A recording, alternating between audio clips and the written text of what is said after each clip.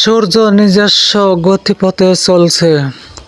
কুরআনে বলা হয়েছে, সূর্য একটি নির্দিষ্ট গন্তব্য পথের দিকে চলছে। সূরা ইয়াসিন আয়াত নং ৩৮। সূর্য ও চাঁদ দুটি ভিন্ন প্রকৃতির আলো। কুরআনে বলা হয়েছে, সূর্যকে বলা হয়েছে দিয়া, চেরাগ, নিজস্ব আলো।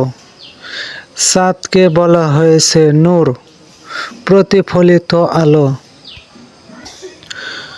সূর্যের একদিন নিভে যাবে, শেষ সময়ের ইঙ্গিত। কুরআনে কিয়ামতের বর্ণনায় বলা হয়েছে, সূর্য নিস্তেজ হয়ে যাবে, আলো হারাবে। সূরা তাকবীর আয়াত নং ১।